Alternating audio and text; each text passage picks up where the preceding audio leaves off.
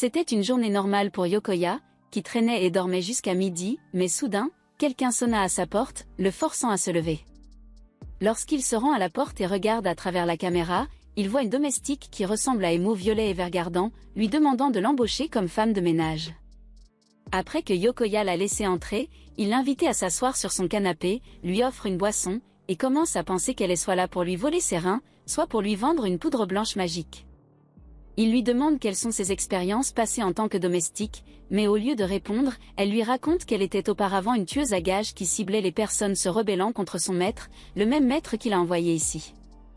Yokoya pense qu'elle plaisante, mais après s'être rendu compte qu'elle ne rigole pas, il devient nerveux.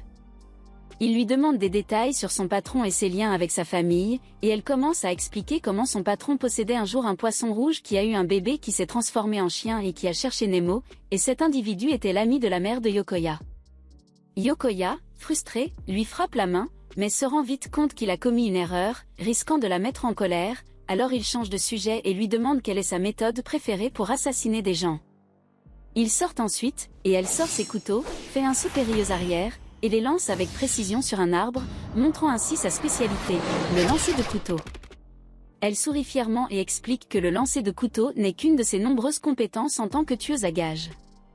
Malgré ses incroyables capacités, Yokoya lui dit qu'il ne peut pas employer une version féminine de John Wick comme domestique.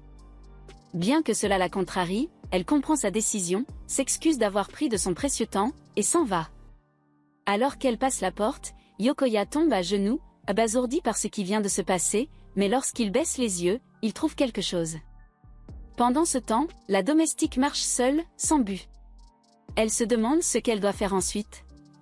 Elle se retourne, s'attendant à ce que Yokoya la poursuive, mais est déçue de ne voir personne. Cependant, alors qu'elle traverse les rails du train, Yokoya lui crie dessus, avec une clochette à la main, disant qu'elle a oublié. Lorsque la domestique se retourne, Truck-kun est sur le point d'envoyer Yokoya dans un iske, mais elle s'élance et sauve Yokoya de la mort. Contrairement à avant, la domestique a l'air adorable avec des rougeurs sur ses joues, et Yokoya la remercie de l'avoir sauvée. Elle s'excuse de l'avoir sauvée, affirmant qu'elle n'avait jamais sauvé personne auparavant et que son cœur bat rapidement.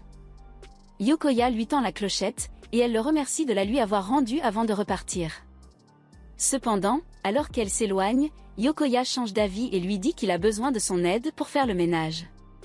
De retour chez lui, Yokoya est choqué de voir tous les couteaux qu'elle possède en déballant ses affaires. Pendant que la domestique raconte comment ses couteaux auraient pu stopper le « rumbling », Yokoya l'interrompt et lui dit qu'il a besoin qu'elle nettoie ses ordures, pas qu'elle nettoie les rues des 304S avec des problèmes paternels. Cependant, elle n'a en tête que le nettoyage des cadavres, et Yokoya essaie de lui expliquer du mieux qu'il peut qu'il s'agit d'un autre type de nettoyage, qu'il a besoin d'une femme de ménage. Elle lui demande s'il l'embauchera vraiment tant qu'elle fait ses tâches ménagères, et il accepte. Plus tard, Yokoya revient chez lui et découvre un désordre, elle est toute mouillée, tenant un balai cassé et un seau sur la tête. Elle commence à s'excuser abondamment, puis glisse soudainement sur le sol mouillé, mais parvient à se rattraper en atterrissant comme Spider-Man, tout en ayant toujours le seau sur la tête. Après avoir vu cela, Yokoya lui demande si elle est en réalité maladroite, et elle s'excuse pour ses erreurs, tout en se sentant honteuse. Yokoya enlève le seau de sa tête, lui donne une serviette et lui dit qu'elle peut commencer à apprendre dès maintenant, et qu'il l'aidera. Il lui demande de continuer, et elle hoche la tête, toute mignonne. Quelques heures plus tard, la maison est impeccable, et Yokoya la félicite pour son dur labeur, ce qui la rend heureuse. Puis, Yokoya regarde l'heure, réalise qu'il est temps de dîner, et lui demande si elle sait cuisiner. Elle baisse la tête, comme un chiot triste, et Yokoya la rassure en lui disant que ce n'est pas grave, qu'il va préparer le repas pendant qu'elle prend un bain. Dans la baignoire, la domestique pense à Yokoya en rougissant, se mouillant à l'intérieur comme à l'extérieur. Pendant ce temps, Yokoya, à l'extérieur, parle tout seul, se sentant anxieux, ne sachant pas quoi faire alors qu'une domestique espiègle est en train de prendre un bain à quelques mètres de lui. Il commence à s'échauffer en pensant à elle sortant seulement avec une serviette, mais elle revient en uniforme complet, décevant Yokoya. Il commence alors le dîner, et bien que Yokoya la prévienne, la domestique se sent confiante et commence à couper les choux comme des corps humains. Yokoya sort du ramen et du porc frit, ce qui la confond car elle ne sait pas ce qu'est le porc frit. Elle explique qu'elle en a peut-être déjà mangé, mais qu'elle n'a jamais été une grande amatrice de nourriture pour s'en soucier. La domestique déclare que manger ne sert qu'à entretenir la vie, et que les saveurs ne sont pas importantes. Mais Yokoya lui assure qu'une bouchée de porc frit la fera jubiler et émettre des sons de plaisir, comme dans Food Wars. Yokoya se sent confiant dans cette version de porc frit bon marché et en divise 2 portions pour lui-même et la domestique. Mais il se rend compte qu'il ne connaît pas son nom. La domestique lui dit qu'elle n'a pas de nom, et que son maître lui en donnait habituellement un. Au début, il pense à l'appeler Big Steve 9000, mais choisit de lui donner un nom plus tard, lorsqu'il aura de l'inspiration. Il commence ensuite à manger, et après sa première bouchée de porc frit, elle pense toujours qu'elle ne peut pas comprendre ce qu'est le goût, ce qui déclenche en elle des souvenirs sombres du passé. Mais cette fois, elle se sent réchauffée de l'intérieur et dit à Yokoya que sa viande est délicieuse. Elle dit à Yokoya que sa nourriture, tout comme lui procure une sensation de chaleur, mais il ne l'entend pas et lui dit qu'il a préparé une chambre pour elle. Yokoya lui dit qu'il a décoré la chambre magnifiquement juste pour elle. Après avoir entendu cela, elle se souvient d'un passé encore plus sombre, où elle se baignait dans le sang, mais cette fois, elle veut que son nouveau maître la traite avec douceur. Yokoya remarque que son porc n'a pas de sauce contrairement au sien, alors il lui donne la sauce pour qu'elle l'ajoute à son plat. Après avoir pris une bouchée, elle sent l'umami dans sa bouche, ce qui la fait crier de plaisir pour la toute-puissante sauce tonkatsu. Plus tard dans la nuit, Yokoya se réveille en pleurant après un cauchemar, puis son estomac commence à gargouiller. Il descend pour manger quelque chose, mais soudain, une voix sort de sa cuisine. Il a peur, pensant que la domestique prépare quelque chose de louche, et quand il regarde à l'intérieur, il voit la domestique en train de grignoter la sauce tonkatsu. Ils se fichent tous les deux, gênés, avant qu'elle n'essaie de s'excuser d'être devenue accro à la sauce, mais Yokoya lui dit que ce n'est pas grave et lui demande si elle a aussi faim. Yokoya sort alors une marmite bien épicée, et il commence à manger, ce qu'elle apprécie énormément. La domestique demande à Yokoya s'il fait des cauchemars, et après qu'il a répondu, elle révèle qu'elle a entendu quelqu'un parler dans son sommeil. Elle pensait qu'un assassin était entré dans sa chambre, alors elle est entrée avec des couteaux en main, mais au lieu de voir un ennemi, elle a vu Yokoya en train de dormir avec des larmes dans les yeux. Yokoya se sent embarrassée, et elle lui dit qu'il appelait sa mère dans son sommeil, ce qui le met encore plus mal à l'aise. Elle essaie de le réconforter, lui disant qu'elle a aussi rêvé que la sauce lui parlait, lui disant qu'elle pouvait la lécher autant qu'elle voulait, mais avant qu'elle ne commence à la lécher, elle s'est réveillée. Cependant, elle déclare que c'est la première fois qu'elle rêve de quelque chose d'autre que d'assassiner des gens, et que c'est la première fois qu'elle veut continuer un rêve, contrairement à ses autres rêves. Elle se sent triste que Yokoya ait fait un cauchemar le même jour et qu'elle ne puisse pas le réconforter. Yokoya avoue qu'il a souvent ce rêve où sa mère le quitte pour un nouveau papa, et qu'il se met à pleurer s'il se réveille sans être allongé sur les genoux de sa mère. Après avoir entendu cela, la domestique lui offre ses genoux pour qu'il s'allonge dessus, mais Yokoya refuse, ce qui la rend triste, pensant qu'elle ne pourra jamais réconforter quelqu'un, seulement les tuer. Soudain, Yokoya s'allonge, dissipant son sombre passé, et ils se sentent tous deux réchauffés l'un par l'autre. Yokoya la regarde, réalise qu'elle le regarde aussi, et s'endort paisiblement sur ses genoux chauds et confortables. Dans son esprit, elle se demande pourquoi son cœur battait si vite lorsqu'elle a sauvé Yokoya. Contrairement au moment où elle envoyait des gens à la mort, elle veut comprendre pourquoi son corps a bougé si rapidement pour le sauver. Le lendemain matin, elle joue à Fruit Ninja avec les déchets avant de les mettre dans le sac, et lorsque Yokoya lui demande pourquoi elle fait cela, elle explique que cela permet de gagner de la place, ce qui impressionne Yokoya. Soudain, il trouve un chien abandonné devant la maison, et à côté de lui, une lettre d'un propriétaire fauché qui a laissé le chien chez Yokoya, pensant qu'il est un homme riche qui s'en occuperait volontiers. Malgré son objection, Yokoya veut recueillir le chien, ne voulant pas qu'il meure à cause de l'abandon, mais contrairement à son maître, la servante a une autre manière de penser. Elle déclare que le petit chien a ses propres instincts animaux et que le sauver par sympathie le rendrait moins capable de survivre aux difficultés, le transformant en une mauviette. Elle demande à Yokoya s'il est prêt à assumer cette responsabilité, et il se moque totalement de ce genre de réflexion. Déclarant qu'il en va de même pour le fait de l'avoir sauvé, elle n'a pas agi par sympathie lorsqu'elle l'a sauvé de la mort, expliquant que lorsque la vie de quelqu'un est en danger, le corps d'une personne bouge instinctivement pour les sauver. Les paroles de Yokoya touchent la servante, et il lui dit que, tout comme le chien, il sait ce que cela fait d'être abandonné. Ensuite, il emmène le chien à l'intérieur et s'y attache rapidement, mais contrairement à lui, la servante garde ses distances avec le chien, comme s'il s'agissait d'une peste.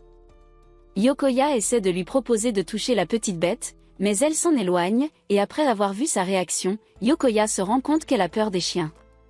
Elle commence à comprendre avec honte ce que Yokoya trouve mignon, mais elle l'informe qu'elle le toucherait de force si son maître le lui ordonnait, ce à quoi Yokoya répond qu'il ne le fera pas. Il lui demande pourquoi elle a peur, et la servante explique que lors d'un de ses entraînements d'assassin, elle a été laissée sur une montagne remplie de chiens sauvages féroces issus de la recherche. Yokoya comprend son traumatisme et trouve dommage qu'elle ne puisse pas aider à s'occuper du chien, mais après avoir entendu son maître qualifier cela de dommage, la servante se sent déçue d'elle-même. Avec fierté, la servante demande à tenir le chien, mais lors de sa première tentative, elle le tient comme si elle manipulait une bombe active, provoquant des tremblements. Après que Yokoya lui ait demandé quelle partie du chien l'effraie, elle montre la griffe, les dents et les yeux diaboliques, mais Yokoya dit que contrairement à elle, il le voit comme un mochi, ce qui pour elle est un concept étranger. Soudain, le chien mord son doigt, la faisant paniquer presque au point de lancer le chien, le transformant en hot dog. Après s'être calmé, le chien mordit Yokoya, et voyant cela, Yokoya examine ses dents et se rend compte qu'il fait ses dents, il l'emmène donc chez le vétérinaire pour un contrôle. Pendant que Yokoya amène le chiot pour un examen, la servante va faire des courses pour acheter des fournitures pour chiens, impressionnant Yokoya et le chien par son attention. Il promène le chien, après tout ce qu'elle a traversé, la servante dit à Yokoya qu'elle n'a jamais rencontré un homme aussi doux que lui. Elle lui dit que contrairement à lui, ses anciens maîtres étaient froids et ne se souciaient que de son efficacité, sans tolérer aucun échec, alors que Yokoya la traite avec douceur malgré ses nombreux échecs. Elle lui demande de la laisser rester dans son monde à lui, un monde différent du sien, où tout est froid et où la survie se fait en assassinant des gens et en terminant des missions. La servante veut être comme le chien qui rencontre Yokoya dans un monde de chaleur et qui, finalement, devient quelqu'un que Yokoya désire. Après tout ce qu'elle dit, Yokoya lui répond que ce qu'elle souhaite, c'est arrêter d'être une assassin et devenir une fille normale, une idée à laquelle elle n'avait jamais pensé auparavant. Envoyer des gens à leur mort était la seule chose qu'elle connaissait dans toute sa vie, mais maintenant, avec son nouveau maître, elle se sent pleine d'espoir qu'elle peut en apprendre davantage sur lui et sur ce merveilleux nouveau monde. Yokoya avoue qu'au début, il avait peur d'elle, mais maintenant, il la voit comme rien d'autre qu'une bonne gamine. Entendre qu'on l'appelle une bonne gamine rappelle à la servante son passé, et à cause de cela, elle lui demande de l'aider à devenir une fille normale. Bien que Yokoya ne sache pas grand-chose sur les tampons et les serviettes, il lui dit qu'elle devrait commencer à apprendre à se sentir normale lorsqu'elle fait des erreurs et ne pas se sentir trop sous pression à ce sujet. Le lendemain matin, le chien se réveille au son de ses efforts pour apprendre à couper du chou, et elle veut apprendre à faire des okonomiyaki pour pouvoir les accompagner avec une sauce qu'elle adore.